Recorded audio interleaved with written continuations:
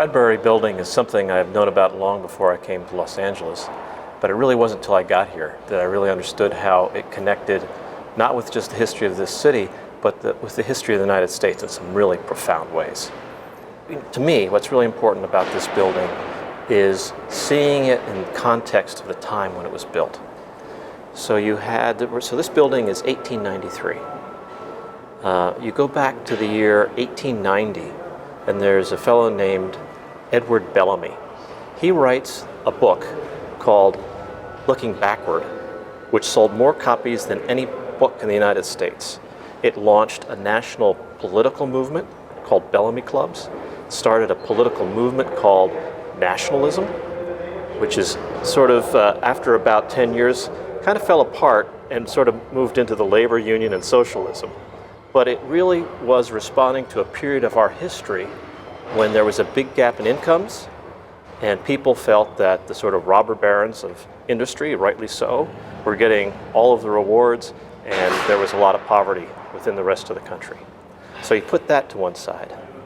And then, interesting connection, he's got a cousin, so he's in Boston, all right?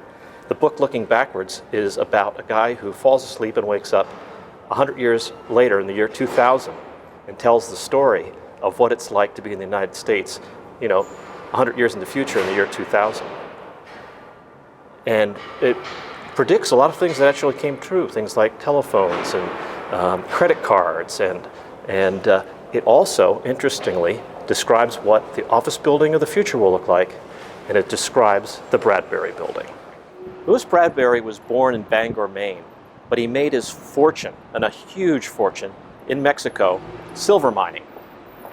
And after he had amassed that fortune, he moved with his wife and family to Los Angeles and decided that he ought to have an office building close to his home in Bunker Hill. That was the day when Bunker Hill had homes on it, not high-rise office buildings.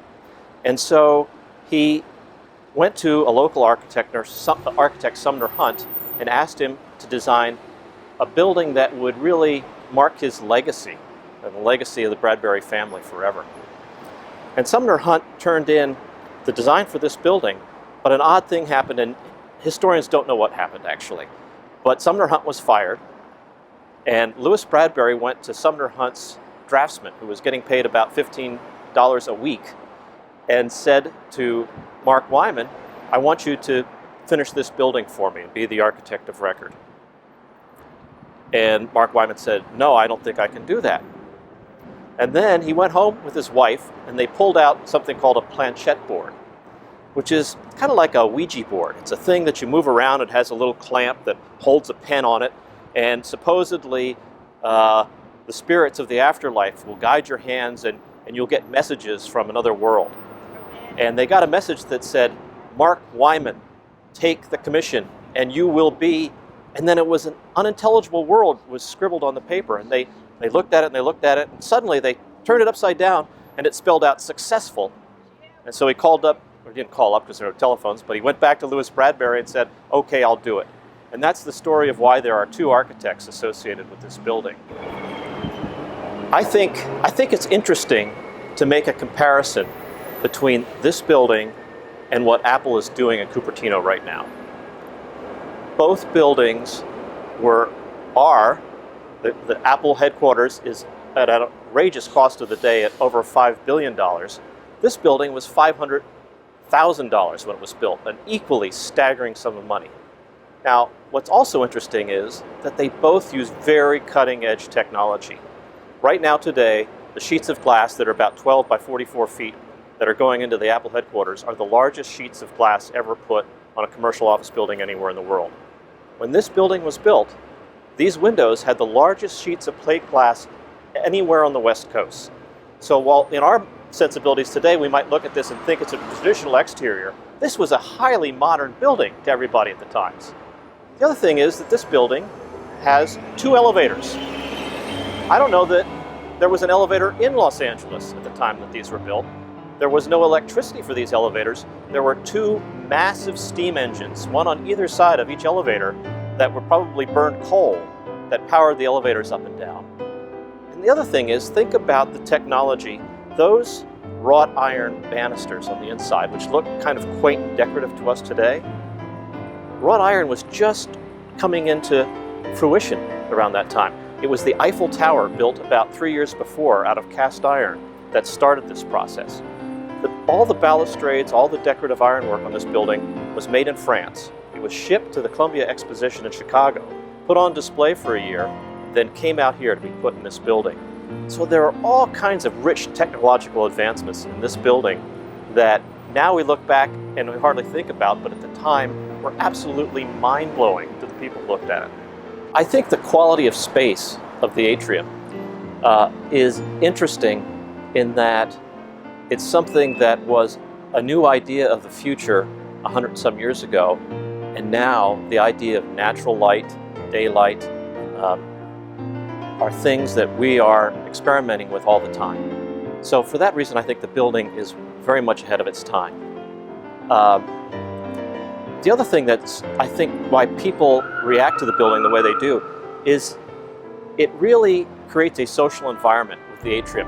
All the offices have this sort of little neighborhood inside where the tenants get to see one another, they interact with one another going up and down the stairs, and it creates I think a very pleasant environment that somehow connects with the human spirit. And that's why I think for more than 100 years now, this building is so popular, and that's why tour groups continue to come through this building day after day after day from all around the world.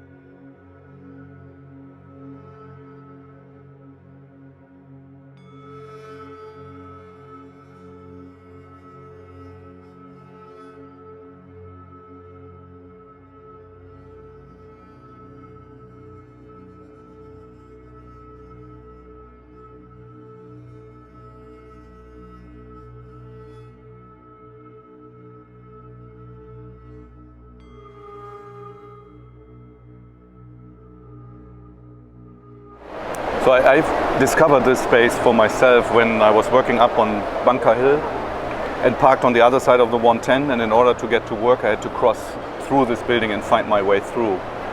And when doing so, I realized that it had a lot of interesting spatial qualities to it. I was actually fascinated by this labyrinthic character of it. It reminded me of Piranesi's prison drawings, where one feels a little bit lost inside. And it actually did take a while for me to find the right and shortest path through it. It's quite interesting trying to enter this building as well. On the street level, it's rather hermetically sealed. It's very hard to find your entrance and penetrate it. And once you're inside, it's very hard to find your way out. Because of this labyrinthic character where all sides are very similar, one feels somewhat locked in. There's a sense of disorientation and lostness. It's interesting that the signage people had to come up with different colors for each of these towers. That helps a little bit to know where you are. Maybe we can hear it right now in the sound, I'm not sure, but the acoustic quality is another one that I found fascinating, because there's this echoing, there's a depth to it. It's almost like a Gothic cathedral in a way, where one can hear things way back, way far away. They're somewhat echoing. I can't clearly understand them, but they are there. So there's this sound layering that's happening here, which I find interesting. So there are these cutouts between these different levels, and one gets view angles that really penetrate 6th floor at a time, different towers going up in between. So there's this visual layering, which is quite fascinating. The actual surfaces and the feel of it is dated, and I would love to get a shot at renovating this place. It's a lot of tacky surfaces, and one can see that the retail spaces on the inside have a very hard time to survive because they are totally disconnected from the city. So that's a very questionable setup or layout. But I think if one could find a way to reconnect it to the city grid, it could be a really interesting space that would actually make the fabric of the city richer. But as it is right now, it's completely sealed from the city. I guess that was the intention to some degree, to really focus onto the inside, and maybe at some point that was somewhat appropriate in downtown LA when it was purely commuter town. There was nothing going on in the streets. That has changed, so now it feels like a real oddball in downtown. I mean, I mentioned earlier, this is for me a building with a lot of contradiction. It's not a clean cut, so it's not a master example of design excellence, but it can help with all its failures to think about better buildings. So I think the failure here is really the disconnect to the city and its complete inward orientation. But then it's seductive in that interior life. So it's an interesting contradiction with this building. So one can learn from its positives, I think, here, but also from its negatives, because it's so clear that it has a lot of flaws. So what I like is this layered aspect. So for example, right now I'm looking up several layers and I see the sun being reflected on one of these glass towers up above. So I'm personally not hit by the sun. It doesn't come down here, but it's way up there. That's again this kind of Piranesi romantic view of it. In terms of finishes, I do like the concrete work in here, but that's about it. I mean, everything else needs to come out and be redone. But I think once one would place in quality materials and have an interesting concept for the interior space, it could be a really exciting experience in here. So the question about its situation in the urbanism is interesting. I think maybe at some point, or when it was built, which was in 1976,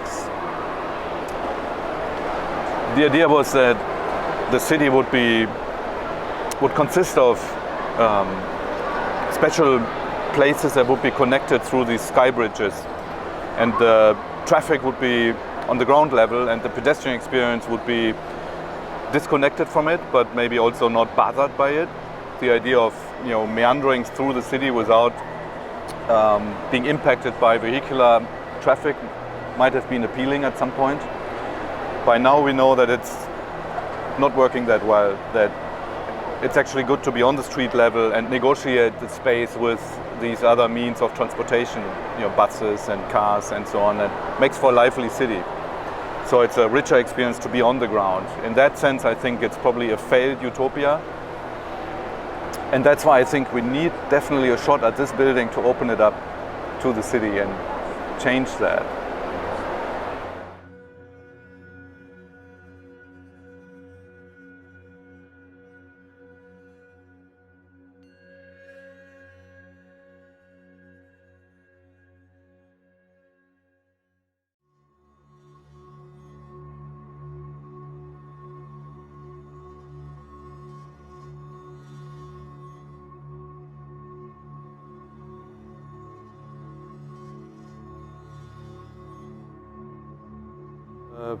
Building was really driven by two competing visions. There was a vision from the university and a vision from the Annenberg school, from the faculty and the leadership in the school.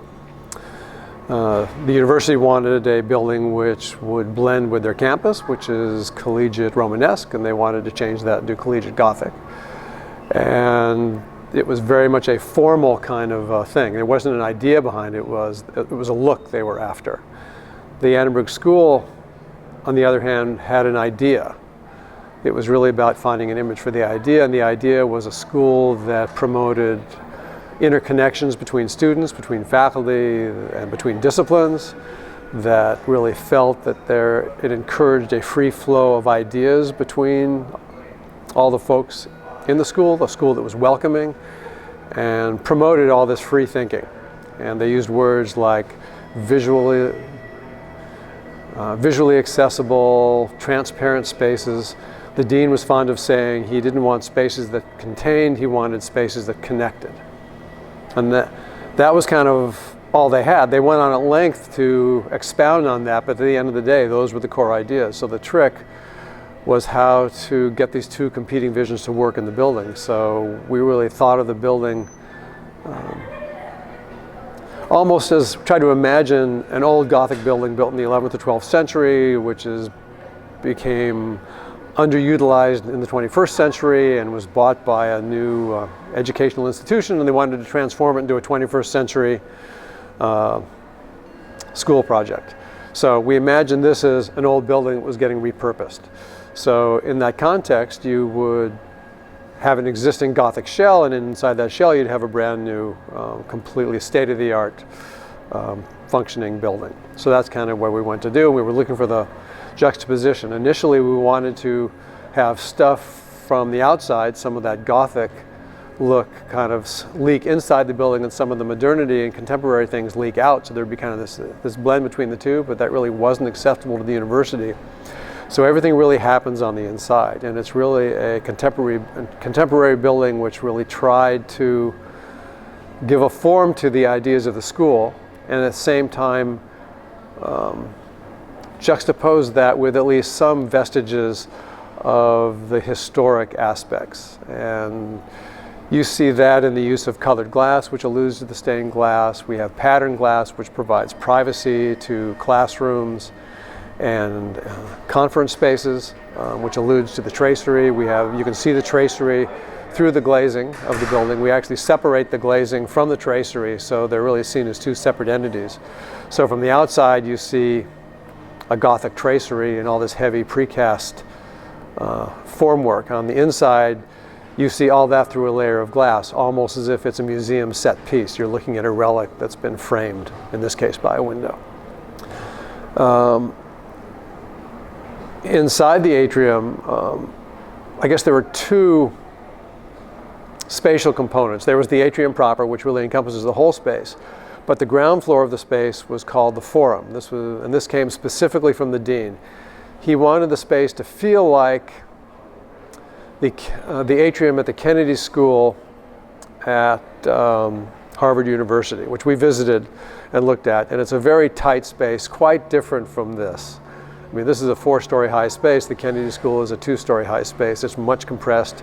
It's small enough so that when you're giving a lecture, which is what he liked about it, there were people really close to the stage. It was really crammed full of students and faculty, and it felt very intimate. So the goal here was to try and make this 4-story volume intimate during a lecture or a presentation.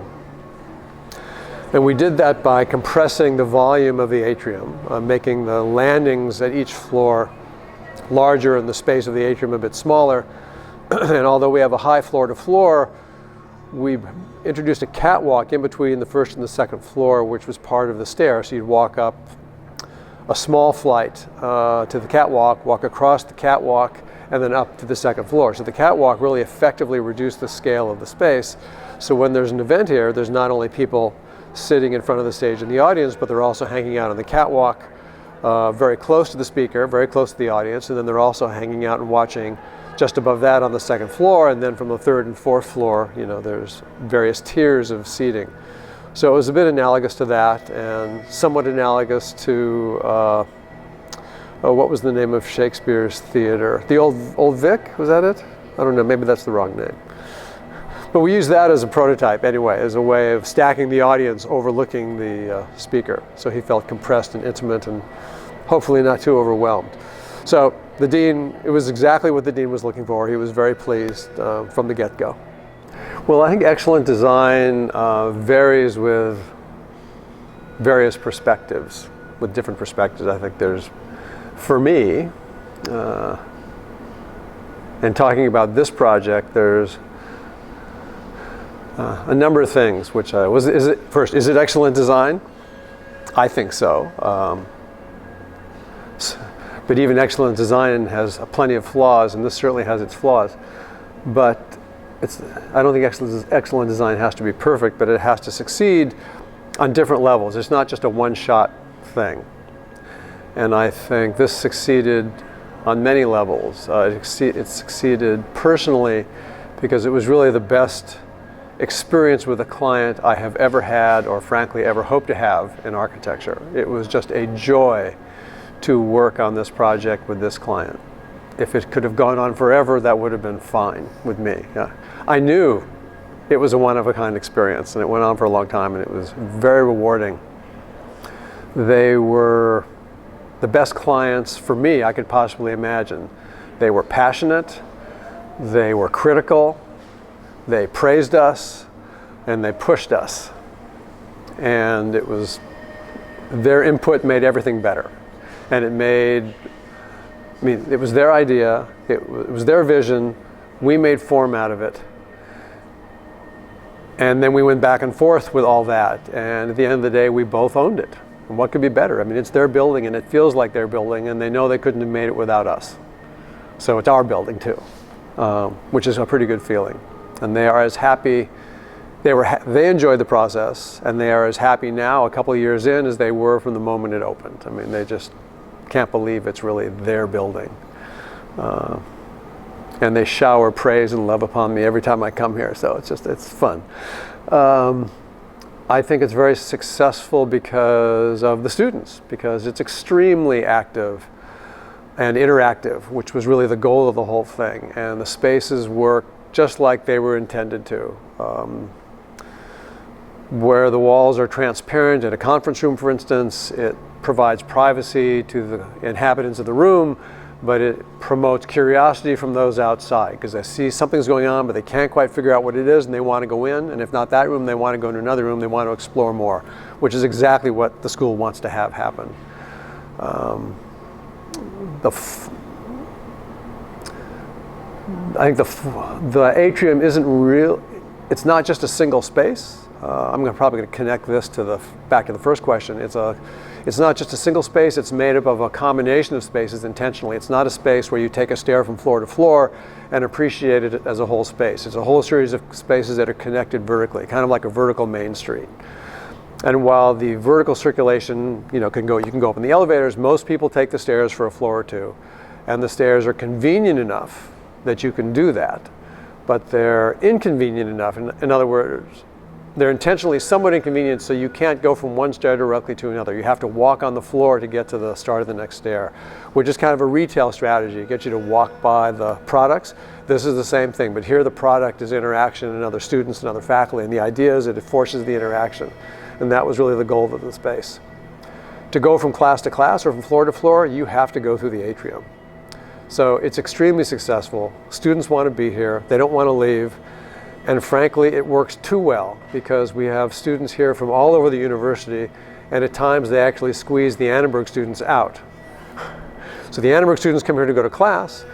The students from around the university come here on their own class schedule, so when the Annenberg students come out of their classes, there's no other spaces to sit in. So it's a great problem to have. And this atrium is really full of non-program space. It's not just a circulation space, it's a space filled with in-between spaces where you can, if you're in the middle of a conversation when you leave class, there's a place to sit down and talk, and there's a whiteboard handy, or there's a plug-in for your computer. So everything is very much there to encourage you to grow and interact and study and learn and all that. So it's very gratifying to see that happen. It happens every time I'm here. It seems like it's a 24-hour building almost. And I guess lastly, I'm quite proud of it as a piece of architecture. It's certainly the best interior I've ever done. It's not like anything I've done before, which I like a lot. And it gives me a lot of joy. I feel it's kind of a joyful space. and I think I see that same kind of appreciation in the users.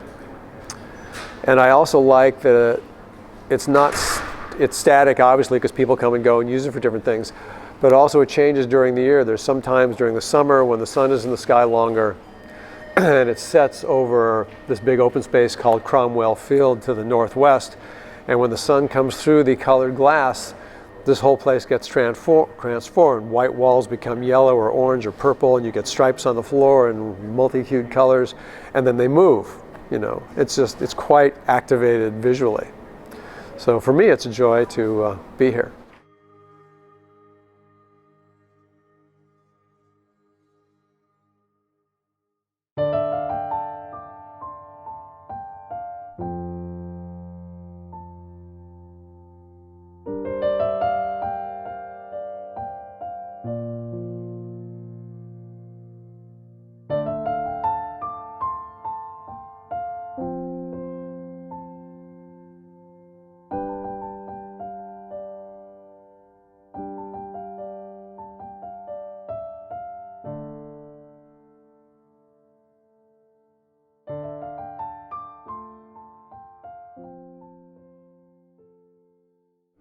The opportunity was to design a family and children's chapel in the midst of a historic campus.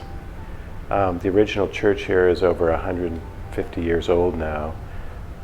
It's a very tradition-bound campus.